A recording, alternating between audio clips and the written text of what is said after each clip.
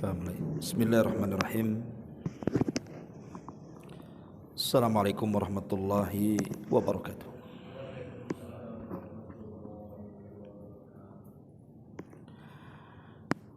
Bihamdillah wassalatu wassalamu ala Rasulillah wa ala alihi wa sahbihi wa mawalah wa la hawla wa la quwwata illa billahi wa ba'du. Hadirin dan hadirat yang dimuliakan Allah Subhanahu wa taala, alhamdulillah di malam ini kita bisa duduk kembali untuk bertalabul ilmi di Masjid Al-Fajri Jodoh Batam. Tak lupa salawat dan juga salam kita hadiahkan kepada Rasul kita Nabi besar Muhammad sallallahu alaihi wasallam. Pembahasan di malam hari ini kita akan membahas tentang pentingnya memulai di pagi hari dengan zikir. Dan zikir apa yang harus kita baca di pagi hari di dalam memulai aktivitas kita. Ma'asyiral muslimin yang dimuliakan Allah Subhanahu wa taala, kita tahu bahwa ada anjuran bagi setiap muslim dan juga muslimah untuk membaca zikir pagi dan petang. Dan subhanallah, semua lafaz yang diajarkan Rasul untuk dibaca di pagi dan petang hari itu semua isinya kalimat tauhid, kalimat la ilaha illallah. Saya akan contohkan dua zikir saja. Kalau kita tidak bisa membaca semuanya, ya minimalnya beberapa zikirlah kita baca untuk memulai aktivitas kita dengan tauhid. Pertama, ya biasa membaca surah kursi, kemudian juga Al-Ikhlas, Muawwidzatain. Ini kan isinya semua tauhid. Adapun zikir yang diajarkan Nabi sallallahu alaihi wasallam, minimalnya dibaca satu kali di sore atau di pagi hari, adalah asbahna wa asbaha mulku lillah walhamdulillah la ilaha illallah wahdahu la syarikalah lahul mulku wa lahul hamdu wa huwa ala kulli syai'in qadir. Kami telah memasuki waktu pagi dan kerajaan hanya milik Allah, termasuk segala pujian hanya milik Allah. Tidak ada sesembahan yang berhak disembah kecuali Allah, yang tidak ada sekutu baginya. Kerajaan hanya miliknya, begitu juga semua pujian hanya miliknya. Atau lafaz yang lainnya, kita juga disuruh dibaca atau membaca lafaz, mungkin yang paling pendek adalah la ilaha illallah wahdahu la syarikalah lahul mulku wa lahul hamdu wa huwa ala kulli syai'in qadir. Tidak ada ilah yang berhak disembah atau diibadahi kecuali Allah yang Maha Esa. Tidak ada sekutu baginya kerajaan dan baginya segala pujian, dan Dia Maha Kuasa atas segala sesuatu. Dan banyak beberapa lafaz yang diajarkan Nabi sallallahu alaihi wasallam untuk kita baca di pagi atau di petang hari. Yang ingin saya jelaskan, apa sih faedahnya? Itu masalahnya. Ketika kita tidak tahu faedah membaca zikir pagi petang itu, akhirnya malas. Ma'asyiral muslimin yang dimuliakan Allah Azza wa Jalla, hakikatnya ketika seseorang memulai harinya dengan membaca beberapa zikir dari zikir-zikir pagi ataupun mengakhiri aktivitasnya di sore hari dengan beberapa zikir yang diajarkan Rasul, kita ini sedang memulai aktivitas kita dengan tauhid dan mengakhiri aktivitas kita dengan tauhid. Dan kalau kita bicara tentang tauhid, kalimat la ilaha illallah yang terulang-ulang dalam zikir tersebut, ini bukan kalimat biasa. Kalimat tauhid itu kalimat yang sangat agung. Apa sih keagungannya? Kalau kita sedikit bercerita tentang kisah di dalam Al-Quran, kisah tentang Fir'aun yang disebutkan dalam surah Yunus ayat 90 itu, di mana Allah Subhanahu wa taala mengatakan wajawazna bi bani Israil al-bahra fa'atba'ahum fir'aunu wa junuduhu baghyan wa adwan hatta idza adrakahul gharaqu qala amantu annahu la ilaha illa alladhi amanat bihi banu Israil wa ana minal muslimin. Dan ketika kami menyeberangkan Bani Israel melintasi lautan, lalu mereka diikuti oleh Fir'aun dan seluruh bala tentaranya karena hendak menganiaya, menindas dan memusuhi orang-orang yang dibawa Musa, Bani Israel, hingga bila Fir'aun itu telah hampir tenggelam di tengah lautan, tiba-tiba dia berkata, saya percaya bahwa tidak ada sesembahan yang berhak disembah kecuali Allah yang telah dipercaya oleh Bani Israel, dan saya termasuk orang-orang yang berserah diri. Kalau seandainya Fir'aun ini mengucapkan kalimat la ilaha illallah sebelum dia menyeberang lautan, tentu Fir'aun tidak akan masuk ke dalam neraka.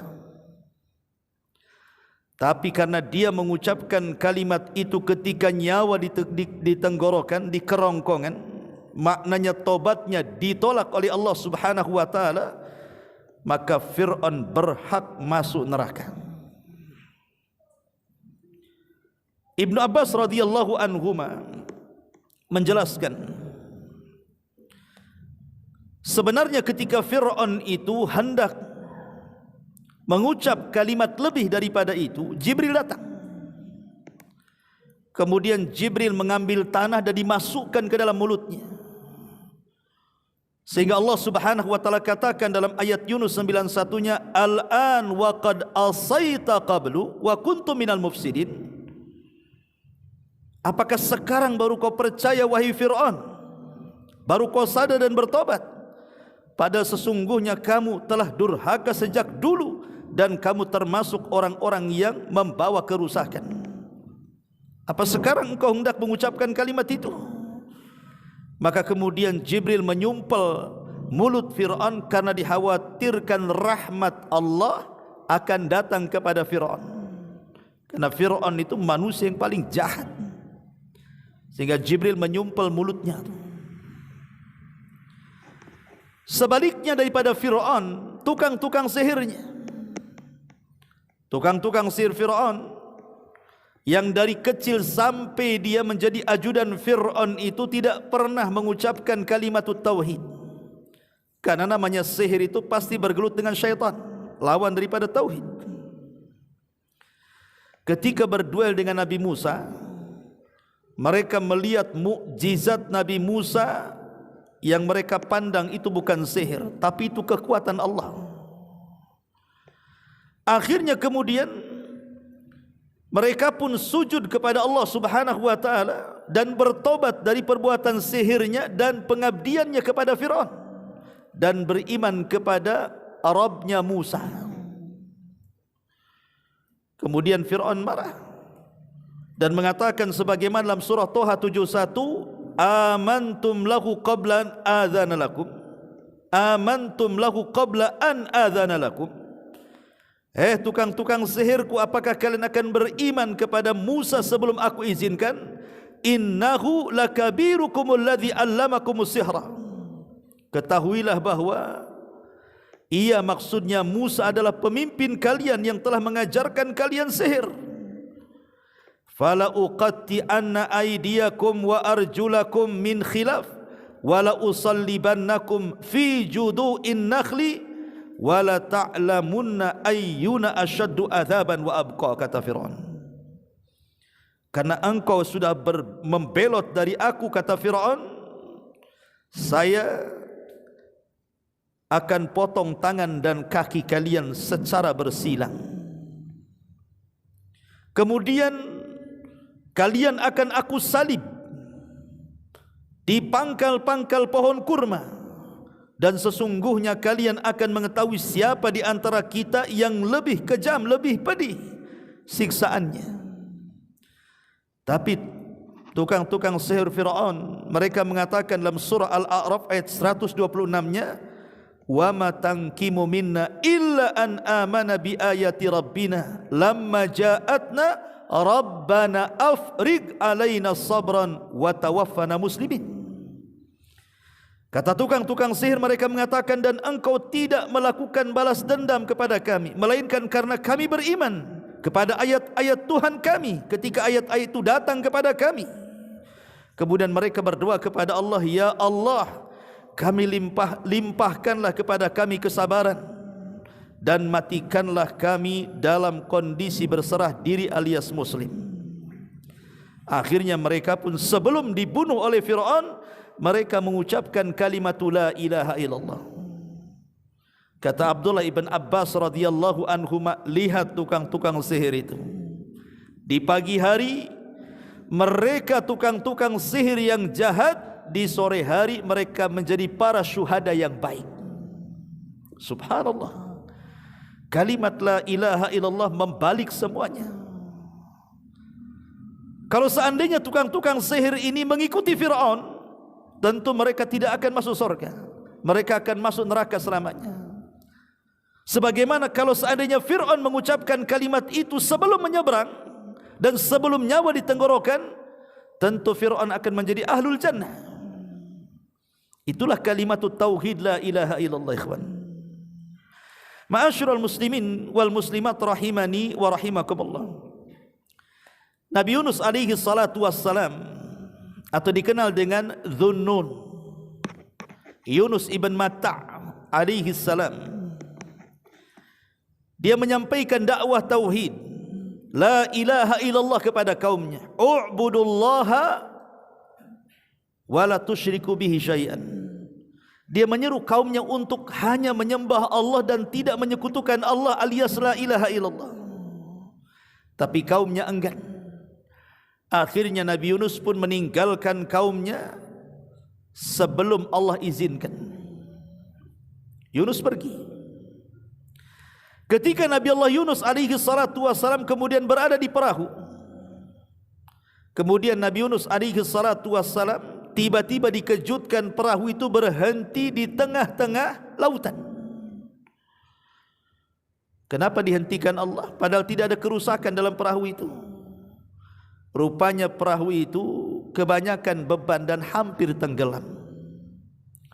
Akhirnya kemudian semua beban perahu itu dijatuh-jatuhkan ke lautan, tapi juga masih berat juga bebannya karena ombak yang sangat kencang. Terpaksalah mereka harus membuang salah satu dari para penumpang untuk menyelamatkan orang banyak dan mengorbankan satu atau dua orang dari mereka. Diundilah dalam perahu itu. Rupanya keluar pula lah Nabi Yunus itu. Kata pemilik perahu, nampaknya dia orang saleh, dari penampilannya janganlah dia kasihan. Yang lain saja, kalau bisa preman aja lah. Dikocok lagi, dia lagi. Akhirnya mereka mengatakan, jangan-jangan engkau pernah melakukan dosa wahai fulan. Kata Nabi Yunus baru sadar, iya, mungkin di kesalahanku. Akhirnya dia pun menerjunkan diri dari kapal itu. Rupanya Allah sudah sediakan ikan yang sangat besar menelan Nabi Yunus alaihi salam. Kemudian dibawa ke dasar lautan. Yunus pun mengalami 3 kegelapan. Gelap di perut ikan, gelap di dasar lautan, dan gelap di tengah malam. Entah berapa hari, berapa bulan, berapa tahun, wallahu a'lam. Ulama tidak menjelaskan berapa lamanya Yunus itu dalam ikan. Tetapi Nabi Yunus alaihi salatu wassalam terus berzikir kepada Allah Azza wa Jalla dan bertasbih. Allah Subhanahu wa taala mengatakan dalam surah Al-Anbiya 87, "Wa dhannuni idz dhahaba mughadiban fa dhanna alla naqdira alaihi fanada fi dhulumati alla ilaha illa anta subhanaka inni kuntu minadh dhalimin." Dan ingatlah kisah Dhunnun Nabi Yunus itu, ketika dia pergi dalam keadaan marah, lalu dia menyangka bahwa kami tidak akan menyulitkannya, maka dia pun berdoa dalam keadaan yang sangat gelap, mengalami 3 kegelapan tadi. La ilaha illa anta, tidak ada sesembahan yang berhak disembah kecuali engkau ya Rabb. Subhanak, maha suci engkau ya Rabb. Inni kuntu minadh dhalimin, sesungguhnya aku termasuk hamba yang zalim. Kenapa aku meninggalkan kaumku sebelum kau izinkan? Lihat bagaimana tasbih Nabi Yunus memulai dengan kalimat tauhid. La ilaha illa anta subhanak inni kuntu minadh dhalimin. Ketika Nabi Yunus terus mengulang-ulang kalimat ini, malaikat yang ada di langit mereka mengatakan, ya Rabb, sautun ma'ruf wa ma'lum fi makanin ghairi ma'lum. Ya Rabb, ini suara kami kenal suara ini. Ingat bahwa kalau kita ini mengucapkan kalimat-kalimat baik, kalimat-kalimat semata-mata kita mengucapkan kalimat baik, entah berupa zikir, baca Quran, dakwah atau apapun, tanpa menunggu malaikat mengangkatnya, sudah terangkat ke langit. Tapi kalau amalan badan, kita bersedekah, kita sholat, kita puasa, itu malaikat yang hantar amalan kita ke langit setiap Senin dan Kamis. Tapi kalau kalimat yang baik, tanpa perantara malaikat, dengan sendirinya dia naik ke langit. Makanya malaikat mengatakan di hadapan Rabb, ya Rabb, ini kalimat ma'ruf dari hamba yang ma'ruf, tapi tempatnya tidak tahu di mana dia. Jadi malaikat itu hanya mencatat orang-orang yang ada di dasar bumi saja, karena dia tidak mengetahui bahwa Yunus itu ada di dasar lautan. Akhirnya kemudian Allah Subhanahu wa taala mengatakan, dialah hambaku Yunus alaihi salam. Makanya Allah Subhanahu wa taala kemudian berfirman di dalam surah As-Saffat ayat 144 sampai 146, falaula innahu kana minal musabbihin la labisa fi batnihi ila yaumi yub'atsun fanabadnahu bil ara wa huwa sakim fa ambatna alaihi syajaratun min yaqtin. Kalaulah sekiranya Yunus ini tidak termasuk orang-orang yang banyak mengingat Allah, bertasbih, niscaya dia akan tetap tinggal di perut ikan itu sampai kiamat dibangkitkan. Kemudian kami lemparkan dia ke daerah yang tandus, sedang dia dalam kondisi sakit lemah karena memang dalam perut ikan, tidak makan, tidak minum, ya. Dan kami tumbuhkan untuk dia sebatang pohon dari jenis tumbuhan labu.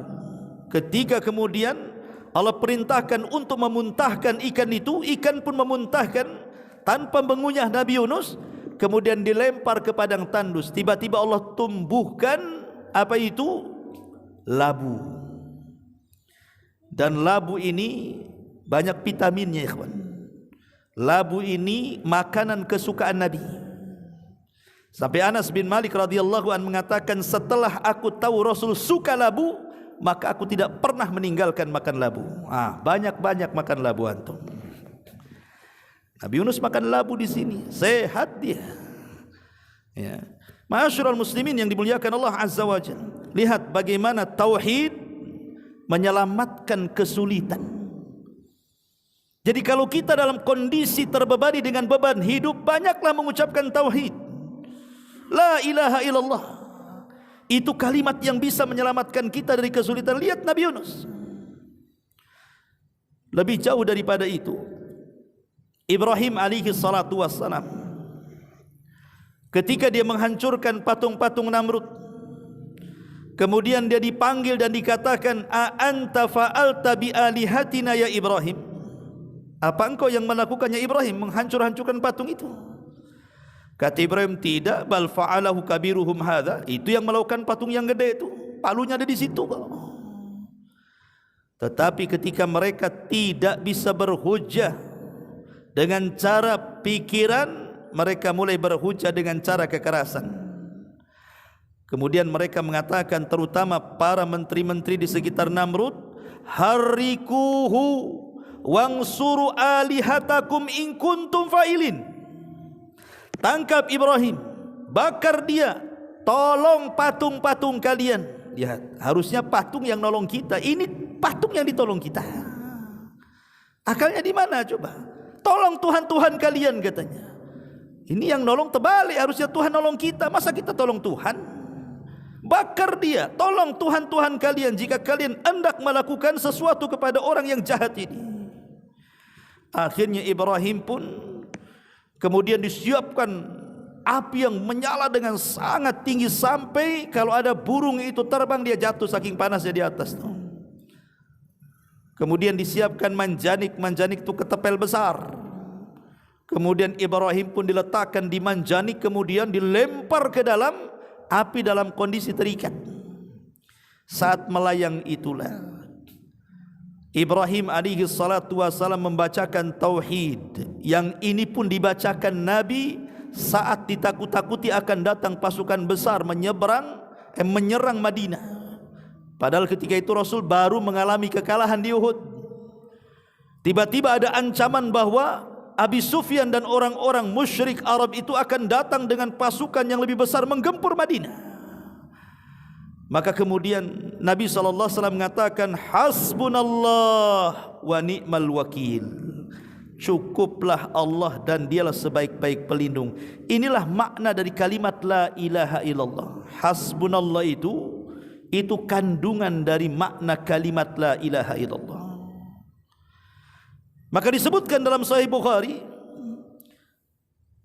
ketika Allah Subhanahu wa taala kemudian memasukkan Ibrahim ke dalam api, dia pun langsung mengucapkan hasbunallah wa ni'mal wakil. Padahal sebelumnya para malaikat sudah siap-siap menolong Ibrahim itu. Di antaranya adalah bagaimana malaikat-malaikat itu menawarkan diri. Jibril menawarkan, kemudian Mikail menawarkan untuk menurunkan hujan, kemudian malaikat-malaikat yang lain siap menawarkan untuk menolong Ibrahim. Tapi Ibrahim mengatakan, amma ilaika fala wa amma ilallahi fabala. Adapun aku harus meminta pertolongan kepada kalian wahai malaikat, tidak. Tapi kalau engkau menyuruh aku meminta pertolongan kepada Allah, ya. Sejak itu Ibrahim mengatakan hasbunallah wa ni'mal wakil, ni'mal maula wa ni'man nasir. Ketika semata-mata Ibrahim mengucapkan kalimat tauhid, apa yang terjadi? Allah berfirman kepada api, kul ya naru kuni bardan wa salaman ala Ibrahim. Hei api, jadilah kau dingin, selamatkan Nabi Ibrahim. Coba kalau ayatnya titik di kalimat bardan, ini bahaya ikhwan. Kalau seandainya ayat qul ya naru kuni bardan, wahai api jadilah dingin, mungkin satu dunia api dingin, tak bisa untuk ngopi. Bagaimana caranya? Tetapi ayat ini tidak titik sampai di sini, ada komanya. Wasalaman, selamatkan ala Ibrahim, atas Ibrahim. Jadi api itu hanya dingin untuk Ibrahim saja. Tapi jangan pula antum jadi Ibrahim. Qul ya naru kuni bardan wa salaman ala Ibrahim. Ada rumah kebakaran, masuk antum di situ. Ya enggak bisa. Dinginnya api untuk Ibrahim, antum masuk api, keluar tinggal tulang. Ya. Ma'asyiral muslimin, karena banyak itu dukun-dukun itu, mereka kemudian yang mengatasnamakan dukun hitam putih itu, kadang-kadang putihnya karena dukun, karena baca-baca Quran, hitamnya karena dukun gitu. Makanya dukun hitam putih itu kadang-kadang disuruh baca Quran pula dia. Seperti umpamanya surah Yasin. Ketika Nabi SAW kemudian keluar dari rumah, mata Abu Jahal dan para pengikutnya tidak tahu kalau Rasul keluar itu. Membaca pula surah Yasin. Ya bayangkan, nggak ada kaitan itu mukjizat Nabi. Kita tidak punya mukjizat. Atau memegang ayat ini. Akhirnya Ibrahim pun diselamatkan. Lihat, api yang harusnya membunuh justru menyelamatkan Ibrahim. Air yang harusnya membuat kehidupan justru membuat mati Fir'aun. Terbalik, ikhwan. Air itu kan membawa kehidupan. Kami jadikan air itu segala sesuatu bisa hidup. Tapi membinasakan Fir'aun dengan air. Api yang harusnya membakar dan membunuh manusia justru menyelamatkan Ibrahim alaihi salatu wassalam. Kenapa demikian? Karena kalimat tauhid yang diucapkan Ibrahim alaihi salatu wassalam. Kemudian siapa lagi? Nabi Ayub alaihi salatu wassalam diberikan berbagai macam ujian beban hidup yang mungkin kalau kita di posisinya mati berdiri kita dibuatnya. Hartanya ludes, tidak tersisa. Anak-anaknya semua mati, tidak tersisa. Tidak cukup sampai di situ. Bulian manusia terjadi karena Ibrahim kemudian mendapatkan penyakit yang belum ada dalam kaumnya. Kata Imam Ibnu Katsir, penyakitnya Nabi Ayub, Nabi Ayub itu dari kepala sampai kaki penuh dengan benjol, isinya nanah dengan darah dan gatal. Gimana kehidupan? Orang pun menjauh, membuli. Terpaksalah Ibrahim harus hidup, Ayub harus hidup dengan istrinya di perbatasan desa karena tidak mungkin bergaul dengan manusia. Tapi Nabi Ayub bersabar. Yang tidak sabar istrinya. Biasa istri tak sabar. Biasanya suami sabar. Istri yang tak sabar kan? Atau antum yang tak sabar pula. Ya. Jadi istrinya mengatakan kepada Nabi Ayub, wahai suamiku, engkau kan seorang nabi, berdoalah kepada Allah.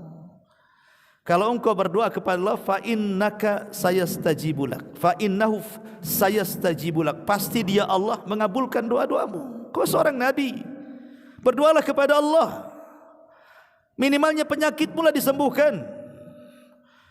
Tapi Nabi Ayub mengatakan kepada istrinya, saya mau tanya sama kamu, berapalah kita ini diberikan nikmat? Kata istrinya, sekitar 70 tahun. Sekarang berapa waktu Allah memberikan ujian kepada kita? Baru 18 tahun. Lebih panjang mana nikmat yang diberi ataukah ujian yang ditimpakan? Lebih banyak nikmat. Kata Ayub kepada istrinya, seandainya aku dicoba seperti ini sepanjang Allah memberikan nikmat kepadaku, 70 tahun Allah berikan nikmat, kemudian Allah berikan ujian kepadaku 70 tahun, ini belum seberapa, kata Ayub. Subhanallah. Tetapi masalahnya Ayub juga manusia sama seperti kita. Ketika ada 2 orang temannya, dari seluruh temannya yang menjauhi hanya 2 orang tuh yang suka menjenguk Ayub tuh. Yang satu mengatakan kepada kawannya, jangan-jangan Ayub itu dikutuk oleh Allah. Kata kawannya, jangan kau mengatakan seperti itu, dia itu hamba yang saleh. Kenapa kau bisa mengatakan dia dikutuk?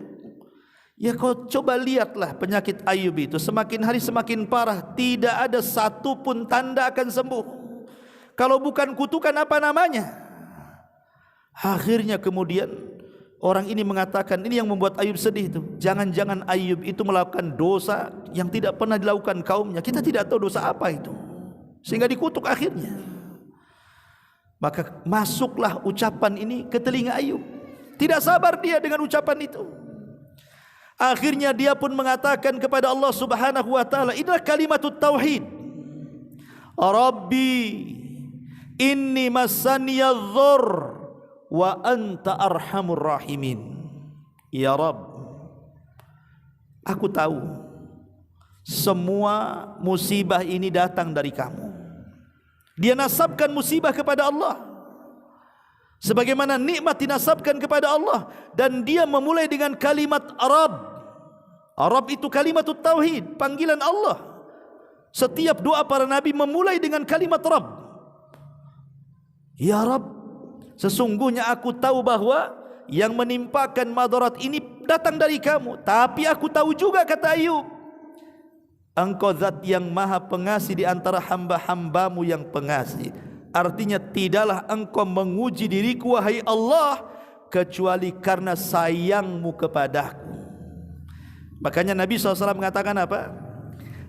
Inna Allah idza ahabba abdan ibtalahum faman radiya falahu ridha wa man sakhita falahu sukhtu.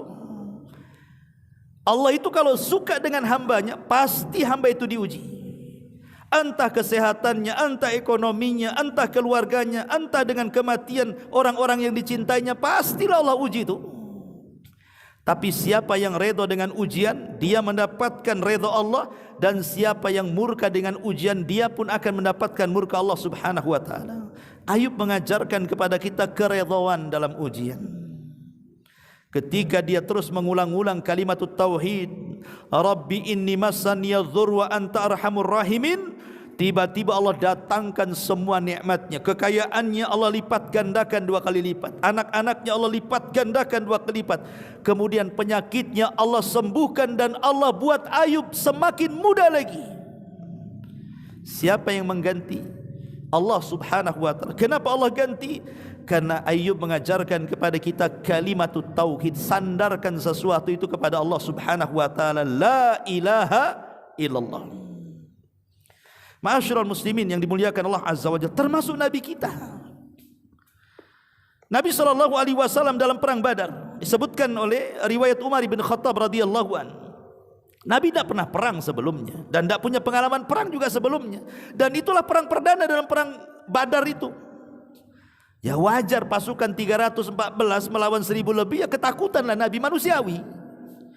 Di malam hari Rasul bersama Abu Bakar bermunajat istighatsah dan mengatakan doa yang ma'ruf yang dibaca Nabi SAW. Apa doanya? Allahumma anjiz lima wa'adtani, Allahumma atima wa'adtani, Allahumma intahlik hadil isabah falan tu'bad abada. Ya Allah, kabulkan janjimu kepadaku. Ya Allah, datangkan janjimu kepadaku. Ya Allah, kalau kau hancurkan pasukan yang sedikit ini, engkau tidak ada yang menyembah lagi di permukaan bumi ini. Kemudian terus bermunajat kepada Allah, berdoa kepada sampai khusyuknya, ridaknya Rasul, selendangnya Rasul jatuh. Abu Bakar mengambilnya, kemudian dipakaikan kepada Rasul, kemudian mengatakan hasbuka hasbuka ya Rasulullah, cukup wahai Rasul, Allah sudah mengijabah doamu. Akhirnya Allah subhanahu wa ta'ala malam itu menunjukkan kekuatannya, dikirim 1000 dulu, 1000 malaikat dipimpin oleh Jibril. Ketika itu Rasul mengatakan kepada Abu Bakar, abshir ya Abu Bakrin, berbahagialah ya Abu Bakar, Allah sudah kirim dan Allah perlihatkan 1000 malaikat kepadaku. Ketika keesokannya perang, Allah tambah lagi 2000 jadi 3000. Ketika perang berkecamuk, Allah tambah lagi 2000 jadi 5000. 5000 malaikat terlibat dalam perang Badar, dipimpin oleh Jibril, menunggang kuda Haizum namanya. Kudanya Jibril itu namanya Haizum. Kaidum Haizum, majulah wahai Haizum, kata Jibril sambil menghunus pedang. Maka Allah menangkan dalam perang Badar ini. Lihat bagaimana dahsyatnya kalimatut tauhid. Makanya Nabi SAW kalau ada kesulitan yang tidak bisa keluar dari situ, dan ini pun antum bacalah, antum harus yakin, jangan coba-coba. Setiap doa itu tidak boleh coba-coba, tidak boleh ada keraguan, harus yakin. Kalau coba-coba saja, ya tidak yakin antum dengan kalimatut tauhid. Harus yakin. Apa kata Nabi SAW dalam sebuah hadis yang dikeluarkan oleh Imam Muslim dan Bukhari dari Ibnu Abbas radhiyallahu anhuma, kana Nabi sallallahu alaihi wasallam yad'u indal qarabi. Rasul senantiasa berdoa di saat genting yang luar biasa. Apa doa Rasul? La ilaha illallahil azim al-halim, la ilaha illallah rabbus samawati wal ardi wa rabbul arshil azim. Ini doanya Nabi. La ilaha illallah al-azimul halim, la ilaha illallah rabbus samawati wa rabbul ardi la ilaha illallah rabbul arsyil azim. Atau kalau disingkat la ilaha illallah al-azimul halim, la ilaha illallah rabbus samawati wal wa rabbul arsyil azim. Pendek ya. Baca doa ini ketika kita lagi sulit, lagi ada masalah, ulang-ulang doa ini. Saya yakin setiap masalah pasti diuraikan. Tapi harus yakin, kita ini punya Tuhan yang yakin. Jangan pula berdoa dengan keraguan. Coba-coba, kan kata Ustaz katanya begitu. Nggak bisa coba-coba. Antum main coba-coba. Ibadah itu bukan coba-coba. Ibadah itu harus penuh dengan keyakinan, karena Rabb yang kita sembah yakin, maka beribadahlah kepada Allah dengan cara yakin, dan doa bagian daripada ibadah. Ma'asyiral muslimin yang dimuliakan Allah Subhanahu wa taala, kalimatut tauhid la ilaha illallah disebutkan dalam kitab Al-Muwatta li Imam Malik dari Talha ibn Ubaidillah ibn Quraiz. Nabi SAW mengatakan, afdalud du'a'u yawma arafah wa afdalu ma qultu ana wan nabiyyuna min qabli la ilaha illallah wahdahu la syarikalah. Apa kata Nabi SAW? Seutama-utama doa adalah doa di hari Arafah. Tapi seafdol-afdolnya kalimat adalah kalimat yang aku katakan dan oleh seluruh Nabi katakan, la ilaha illallah wahdahu la syarikalah. Kalimat tauhid. Semua para Nabi mengucapkan kalimat la ilaha illallah. Karena Rasul yang mengatakan seutama-utama kalimat adalah kalimat yang aku ucapkan dan seluruh para Nabi ucapkan. La ilaha illallah wahdahu la syarikalah. Nabi Musa alaihi salatu wassalam datang kepada Allah karena dia kalimur rahman, Nabi yang suka berdialog dengan Allah. Apa kata Musa? Ya Rabb, alimni du'aan adzukuruka wa ad'uka bi. Ya Rabb, ajarkanlah satu kalimat doa yang aku bisa berzikir dan berdoa dengan kalimat itu. Maka Allah mengatakan, ya Musa qul la ilaha illallah. Wahai Musa, katakan la ilaha illallah. Kalimat tauhid. Kata Nabi Musa, ya Rabb, semua manusia mengucapkan kalimat itu, yang lain saja. Maka Allah mengatakan, ya Musa, lau anna samawati sab'i wa amirahunna wal aradina sab' fi kifatin wala ilaha illallah fi kifatin malat bihinna la ilaha illallah. Hei Musa, kalau seandainya langit dan bumi diletakkan di satu neraca timbangan, la ilaha illallah di neraca satunya, maka la ilaha illallah lebih berat dibandingkan langit dan bumi. Lihat, ketika kita mengucapkan kalimat la ilaha illallah, kalimat ini adalah kalimat yang bisa memberatkan, lebih berat dibandingkan langit dan bumi. Ini bukan main-main. Jadi kalau antum memulai di pagi hari dengan zikir pagi dan petang, itu sama dengan memulai dengan kalimat tauhid, dan antum sudah mengucapkan kalimat yang diucap oleh seluruh manusia, bahkan seluruh alam semesta, bahkan lebih berat timbangannya dibandingkan langit dan bumi. Jadi jangan remehkan itu kalimat zikir pagi dan petang itu, kan isinya tauhid masalahnya. Makanya kenapa tauhid ini adalah tiket kita masuk ke dalam Islam dan tiket kita masuk ke dalam surga.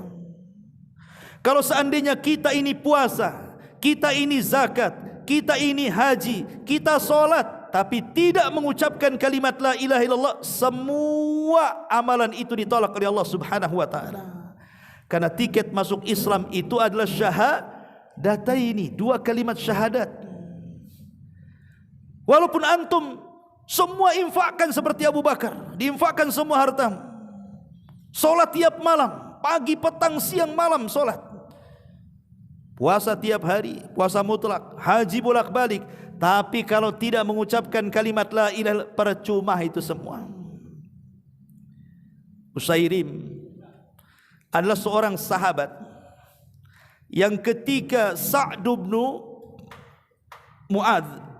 bin Mu'adz ini pemimpin kabilah Aus. Sa'd bin Mu'adz ini ketika dia masuk Islam di tangan Mus'ab bin Umair, Maka dia perintahkan satu kabilah untuk masuk Islam. Kata Sa'ad, kalau kalian tidak masuk Islam, jangan satu atap denganku. Akhirnya satu kabilah Aus masuk Islam, yang belakangan disebut Ansar.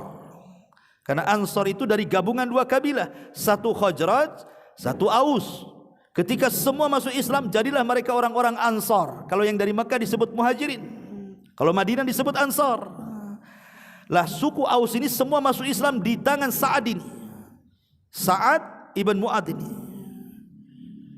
Kalau pemimpin Aus Sa'ad ibn Ubadah, sama-sama Sa'ad namanya pemimpin Aus dan Khazraj ini, dua Sa'ad lah bahasanya. Lah pemimpin Aus ini Sa'ad ibn Mu'ad ini mengatakan kepada kaumnya, masuk Islamlah kalian, kalau tidak jangan satu atap. Dipaksa masuk Islam, satu kabilah masuk Islam, kecuali satu orang namanya Usairim, tidak mau dia. Ketika perang Uhud, semua kerabat-kerabatnya satu suku ikut perang membela Nabi karena mereka sudah Muslim. Usairim datang kepada Nabi SAW, ya Rasulullah, izinkan aku perang, aku ingin membela kabilahku. Oh, nggak bisa, kabilahmu Muslim, kau kafir, kau tidak bisa terlibat perang. Lalu apa yang menjadikan aku supaya aku bisa menjadi orang-orang yang dilibatkan dalam perang sebagaimana sanak saudaraku ikut terlibat dalam perang? Kata Nabi SAW, Qul la ilaha illallah wa anni rasulullah. Katakan la ilaha illallah dan saya adalah Rasulullah. Maka dia pun akhirnya karena ingin ikut perang, dia pun mengucapkan dua kalimat syahadat, asyhadu an la ilaha illallah wa asyhadu anna Muhammad Rasul. Akhirnya terlibat perang Uhud. Perang Uhud kan kalah kaum muslimin. Ketika Nabi SAW melihat kekalahan kaum muslimin, dia sedih. Dia mencari jasad-jasad orang yang mati. Rupanya ada Usairim mati. Kemudian Rasul mengatakan kepada para sahabatnya, tahukah kalian siapa orang itu? Dialah Usairim. Amalannya sedikit, tapi pahalanya besar. Abu Hurairah mengatakan di hadapan kawan-kawannya, maukah kuhabarkan kepada kalian seseorang yang tidak pernah sujud tapi masuk surga paling tinggi, katanya. Kata sahabat yang lain, mana ada wahai Abu Hurairah, gak pernah sujud kau bisa masuk surga yang paling tinggi. Kata Abu Hurairah, ada, dialah Usairim.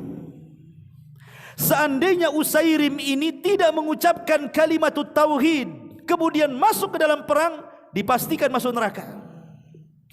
Tapi karena dia mengucapkan kalimat tauhid, kemudian dia masuk dalam pertempuran, kemudian dia mati syahid, apa kata Rasul? Bidadari sudah menanti dia, katanya, dan berebut untuk mengambil rohnya. Subhanallah, ya. Lihat bagaimana kalimat tauhid yang luar biasa ini.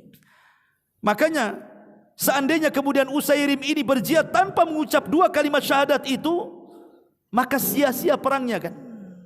Menunjukkan bahwa amalan sebesar apapun, sampai Anda mengeluarkan harta, jiwa, waktu dan sebagainya, kalau tidak didasari dengan kalimat tauhid la ilaha illallah, percuma amalan itu. Makanya kenapa kemudian tidak ada manusia yang mengucapkan kalimat tauhid kecuali akan disaksikan oleh Allah Subhanahu wa taala. Kalau seandainya kita dalam solat, antum Allahu Akbar, kemudian imam mengatakan ghairil maghdubi alaihim waladdallin, kemudian imam mengatakan amin dan antum mengatakan amin, apa kata Rasul? Barang siapa yang aminnya mencocoki amin para malaikat, dosa-dosa kita akan diampuni. Ini ucapan amin. Kalau mencocoki ucapan aminnya para malaikat, diampuni dosa kita. Macam mana dengan ucapan la ilaha illallah, yang Allah katakan syahidallahu annahu la ilaha illallah wal malaikatu wa ulul ilmi qa'iman bil qisti la ilaha illahu huwal azizul hakim, kata Allah. Syahidallahu annahu la ilaha illahu, Allah bersaksi kepada dirinya bahwa tidak ada sesembahan yang berhak disembah kecuali dirinya. Begitu juga malaikat bersaksi tentang la ilaha illallah. Begitu juga para ulama bersaksi tentang la ilaha illallah. Makanya siapa yang mengucapkan kalimat la ilaha illallah, maka dia termasuk ahlil ilmu. Karena Allah yang mengatakan fa'lam annahu la ilaha illahu wastaghfir li dzambik. Lihat bagaimana Allah mendahulukan kalimat tauhid sebelum orang itu istighfar. Kalau seseorang beristighfar, ya Allah ampuni dosa aku sudah banyak dosanya, aku sudah banyak maksiatnya, ya Allah ampuni aku, astagfirullahaladzim, diampuni dosanya? Tidak diampuni dosanya sampai dia mengucapkan kalimat la ilaha illallah. Karena Allah mendahulukan la ilaha illallah, fa'lam, ketahuilah, annahu la ilaha illallah, annahu la ilaha illahu, bahwa Allah itu sesembahan yang tidak berhak disembah kecuali Dia. Baru Allah katakan wastaghfir lidzambik, baru kau minta ampun. Berarti tauhid dulu baru tobat. Makanya kalau kita melihat lafaz daripada sayyidul istighfar, perhatikan sayyidul istighfar itu, penghulunya istighfar, Allahumma anta rabbi la ilaha illa anta khalaqtani wa ana abduk wa ana ala ahdik wa wa'dika mastata'tu wa a'udzu bika min syarri ma sana'tu abu'u laka bi ni'matika 'alai wa abu'u laka bi dzambi faghfirli innahu la yaghfirudz dzunuba illa anta. Allah dahulukan tauhid, baru kemudian di akhir faghfirli, ya Allah ampuni. Tauhid dulu baru minta ampun, gitu maksudnya. Kalau orang tidak bertauhid, walaupun banyak dosanya minta ampun, tidak akan diterima ampunannya sampai dia mentauhidkan Allah Azza wa Jalla. Sampai dia mentauhidkan Allah. Orang banyak dosa, dia berzina, dia berjudi, dia maksiat macam-macam, tapi dia datang ke dukun, tidak mentauhidkan Allah, percuma, karena dia tidak mengamalkan kalimat la ilaha illallah. Ma'asyiral muslimin yang dimuliakan Allah Subhanahu wa taala, Usama ibn Zaid, Usama ibn Zaid itu cucu angkat Nabi, karena dia putra daripada Zaid ibn Harithah. Rasul itu ketika meninggal anak laki-lakinya sedih. Akhirnya Khadijah membeli seorang budak namanya Zaid ibn Harithah, dihadiahkan kepada Rasul. Jadilah anak angkat untuk menghibur, karena anak laki-laki Rasul meninggal dunia. Jadilah anak angkat kesayangan Nabi. Zaid punya anak namanya Usama, dan itu cucu angkat kesayangan Nabi. Usama disuruh oleh Nabi SAW berperang dalam sebuah sariyah, pasukan khusus yang tidak dipimpin Nabi. Menang dalam peperangan itu. Ketika dalam peperangan itu sudah menang, dia dan seorang Ansor mengejar orang musyrik. Dikejar orang musyrik sama dia. Rupanya terkejar karena kelelahan orang musyrik ini. Pertama orang Ansor datang membawa pedang, dan ketika hendak dihunuskan, tiba-tiba dia mengucapkan kalimat tauhid la ilaha illallah Muhammadur Rasulullah, katanya. Tidak jadi disarungkan kembali, kemudian pergi. Kemudian Usama ibn Zaid heran, kenapa tidak ditebas? Didatangi sama dia. Kemudian ketika dia menghunuskan pedang, dia mengucapkan kalimat itu lagi, la ilaha illallah Muhammadur Rasulullah. Ditebas juga sama Usama itu. Mati dia. Kabar ini sampai kepada Rasul. Marah Rasul kepada Usama dan mengatakan, sini kau Usama, aqatalta man qala la ilaha illallah, kau bunuh orang yang sudah mengucap kalimat la ilaha illallah. Usama membela dirinya dan mengatakan, Rasul, ini dalam peperangan, bisa saja dia tipu-tipu, dia takut pedangku sehingga dia mengucapkan kalimat tauhid, bukan karena betul dari hatinya. Maka Rasul mengatakan, afala syaqaqta an qalbik, apakah engkau sudah membelah dadanya wahai Usama sehingga kau tahu isi hatinya, katanya. Dalam riwayat Rasul sampai mengulang-ulang kalimat ya Usama, kaifa bila ilaha illallah idza ja'atka yaumul qiyamah. Usama, apa pertanggungjawabanmu tentang kalimat yang dibaca orang itu? Kalau seandainya la ilaha illallah datang kepada Allah dan mengatakan ya Rabb, orang ini membunuh orang yang mengucapkan kalimat ini, katanya. Diulang-ulang kalimat itu sampai Usama mengatakan laitahu aslamtu yaumaidzin, coba kalau aku baru masuk Islam gak dimarahi kayak gini, katanya. Karena orang yang sudah lama Islam ya wajarlah dikerasi ya. Kalau mu'alaf kan dilembuti itu. Makanya dia mengatakan, aduh coba aku baru masuk Islam ini, Rasul gak semurka ini sama aku, katanya. Ya. Lihat bagaimana keutamaan la ilaha illallah. Sampai Hudzaifatul bin Yaman, beliau mengatakan nanti di akhir zaman, walaupun sekarang sudah akhir zaman, tapi nanti di akhir-akhir, ketika Quran akan diangkat dalam satu malam, antum baca sudah tidak ada tulisan, antum keluarkan hafalan, hilang hafalan. Islam tinggal hanya namanya. Orang tidak mengenal apa itu solat, apa itu puasa, apa itu zakat, enggak kenal apapun.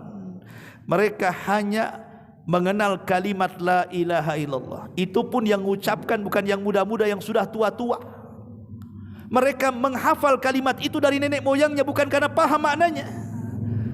Kemudian Hudzaifah ditanya oleh sahabat yang bertanya soal atunjihi kalimatul la ilaha illallah, apakah bisa menyelamatkan kalimat la ilaha illallah yang mereka baca padahal mereka tidak paham maknanya? Maka Hudzaifah bin Yaman mengatakan, ya, tetap akan bermanfaat kepada mereka. Minimalnya kalau mereka masuk neraka, mereka tidak dikekalkan di dalamnya. Karena la ilaha illallah satu-satunya tiket masuk surga. Ya. Ma'asyiral muslimin, maka jangan pernah remehkan zikir pagi dan petang. Itu memulai dengan tauhid dan mengakhiri dengan tauhid. Ini bukan perkara penting zikir ini. Ya. Belum lagi kemudian kalimat tauhid ini bisa kemudian seseorang itu terhindar dari syaitan. Syaitan tidak mungkin dekat-dekat sama kita, karena yang membuka kuncinya sendiri setan sendiri yang ngomong gitu. Jadi ketika Abu Hurairah menjaga zakat mal ketika Ramadan, dicuri pula tuh makanan zakat itu. Ditangkap malam pertama. Kemudian dilepas alasannya karena dia orang miskin, anaknya butuh makan. Malam kedua mencuri lagi, kena tangkap lagi. Kemudian akan dilaporkan kepada Rasul. Kemudian dia ngeles lagi, anakku lagi lapar katanya. Malam ketiga menyuri lagi, kata Bro, tidak bisa kau tiap malam tuh nyuri makan tuh. Kau akan ku melaporkan dan ku bawa kepada Nabi. Tiba-tiba dia mengatakan, Abu Hurairah, lepaskan aku. Maukah ku ajarkan kepadamu, apabila engkau baca ayat ini sebelum tidurmu, kau tidak akan didekati setan katanya. Apa itu? Kemudian orang ini mengucapkan kalimat ayat kursi. Ayat kursi itu kalimat tauhid, karena dimulai dengan la ilaha illallah kan. Allahu la ilaha illa huwal hayyul qayyum la ta'khudhuhu sinatun ila akhiril ayat. Itu kalimat tauhid ayat kursi itu. Maka keesokan harinya Rasul sudah tahu itu. Kata Rasul, tahukah engkau wahai Abu Hurairah yang kau tangkap itu siapa? Tidak tahu ya Rasul. Dia adalah setan katanya. Shadaqaka wa huwa kadzub. Untuk masalah ini benar, tapi umumnya dia itu pendusta. Khusus satu masalah ini dia benar katanya. Maksudnya kalau tidur baca ayat kursi itu benar. Tapi selain ini dia pendusta, jangan kau benarkan. Lihat kalimat tauhid yang terkandung dalam ayat kursi dibocorkan sama setan sendiri, bahwa setan tidak akan dekat-dekat dengan orang yang bertauhid itu. Ma'asyiral muslimin yang dimuliakan Allah Subhanahu wa taala. Lebih daripada itu, tentu kalimat tauhid adalah kalimat yang merupakan tali kuat untuk menjaga Islam dan iman. Selama tauhid la ilaha illallah masih ada dalam dada kita, maka Allah mengatakan, faman yakfur bitaghuti wa yu'min billah faqad istamsaka bil urwatil wuthqa lan fisama laha wallahu samiun alim. Barang siapa yang ingkar kepada taghut, kesyirikan, dan beriman kepada Allah alias tauhid, maka sungguh dia telah berpegang dengan tali yang sangat kokoh dan tidak akan pernah putus. Kata Imam Qurtubi, maksudnya tali yang sangat kokoh dan tidak terputus adalah kalimatul la ilaha illallah. Kalimat tauhid itu adalah tali kuat. Kalau kalimat itu masih menghujam dalam dada kita, maka mau dunia menghampiri dia pun tidak akan keluar dari Islam. Tapi kalau sudah tidak kokoh, banyaklah orang Batam murtad itu. Gara-gara faktor pernikahan, nikah dengan bule akhirnya jadi kafir kan itu ya. Itu karena kalimatnya sudah tidak lagi kokoh dalam hatinya tuh. Dia memilih dunia, ya. Ma'asyiral muslimin yang dimuliakan Allah Azza wa Jalla. Bahkan orang yang mentauhidkan Allah itu, dia akan dimantapkan jawabannya saat ditanya mungkar nakir. Allah katakan dalam Quran, yusabbitullahu alladhina amanu bil qawli tsabit fil hayatid dunya wa fil akhirah. Dalam surah Ibrahim 27 Allah mengatakan, Allah akan memantapkan orang-orang yang beriman dengan jawaban yang mantap, baik di dunia atau di akhirat. Para ulama tafsir mengatakan maksudnya adalah pertanyaan mungkar dan nakir, man rabbuk, siapa Rabbmu, Wa manabiyuk, siapa nabimu? Wa madinuk, apa agamamu? Karena dia orang yang bertauhid, maka dengan mudah dia mengucapkan Allah Rabbku, Muhammad Nabiku, Islam agamaku. Ketika itu Allah katakan, sadaqa abdi, hambaku telah benar. Bentangkan pintu sorga, arahkan ke kuburannya, luaskan kuburannya sejauh mata memandang, hantarkan kenikmatan sorga ke dalam kuburannya. Itu yang disebut dengan nikmat kubur namanya. Lihat, tauhid ini luar biasa.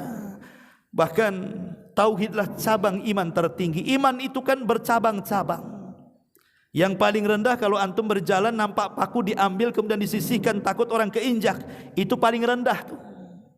Tapi yang paling tinggi adalah al-imanu bid'un wa sab'una syu'batan fa afdaluha qaulu la ilaha illallah, kata Rasul, wa adnaha imatatul adza 'anit tariq.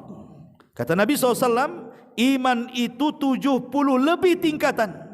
Yang paling utama adalah perkataan la ilaha illallah, dan yang paling rendah adalah membuang hal-hal yang mengganggu orang yang jalan. Menyingkirkan batu, menyingkirkan apalah terserah.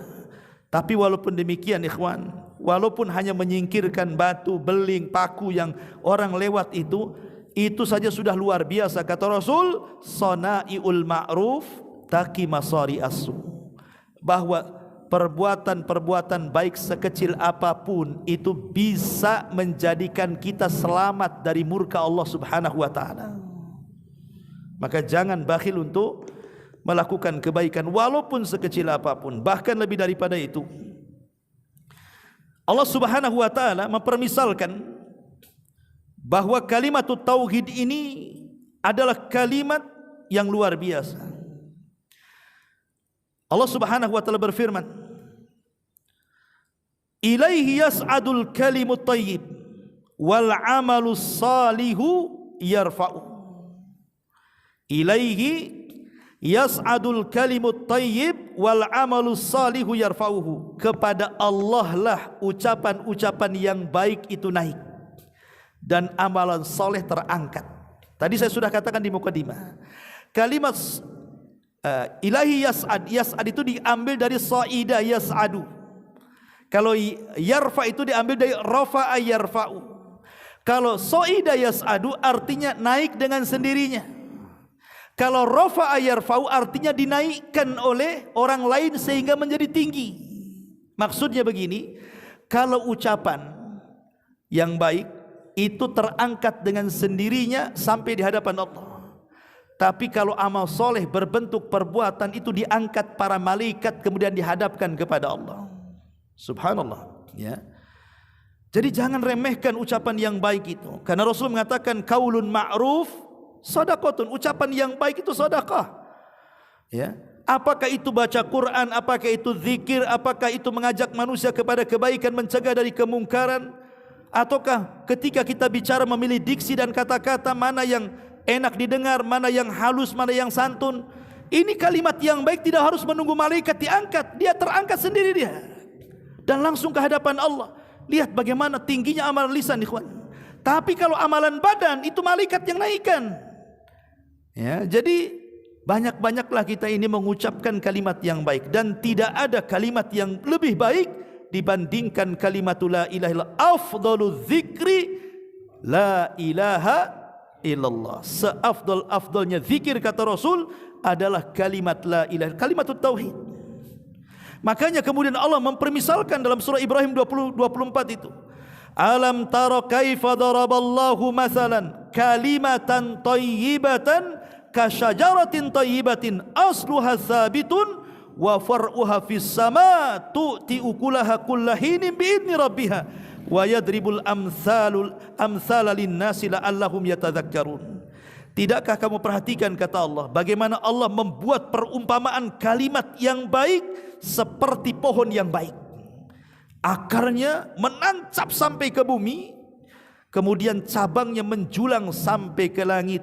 Pohon itu memberikan buah-buahan pada setiap musim dengan seizin Tuhannya. Allah membuat perumpamaan-perumpamaan itu supaya manusia berfikir. Maksudnya apa? Kalimat di sini, pohon yang baik adalah kalimatut tauhid. Adapun akarnya yang menancap diaplikasikan lewat perbuatan dia. Adapun kemudian dahannya menjulang ke langit, bahwa kalimat tauhid akan mengangkat semua amalan kita kepada Allah. Kemudian buahnya yang kita makan setiap musim itulah sorga. Itulah kalimat tauhid. Akan mengokohkan jiwa dan akan mengangkat semua amal, dan terakhirnya kita masuk ke dalam sorga. Ini permisalan yang luar biasa dari Allah Subhanahu wa taala. Bahkan orang yang meninggal kemudian dia mengucap kalimat tauhid, man qala fi akhir kalamihi la ilaha illallah dakhalal jannah. Siapa yang ucapan kalimat akhirnya la ilaha illallah, maka dipastikan masuk sorga. Maka dari situ Rasul mengatakan, lakinu mautakum bila ilaha illallah. Talkinkan, ejahkan orang yang sedang sakaratul maut dengan kalimat tauhid, karena itu kalimat yang bisa mengakhiri manusia husnul khatimah. Inilah di antara keutamaan tauhid. Makanya sering, atau saya ulang lagi, jangan lupa zikir pagi petang, karena itu sama dengan memulai aktivitas kita dengan tauhid dan mengakhiri aktivitas kita dengan tauhid. Subhanakallah bihamdika asyhadu an la ilaha illa anta astaghfiruka wa atubu ilaik. Allahu ta'ala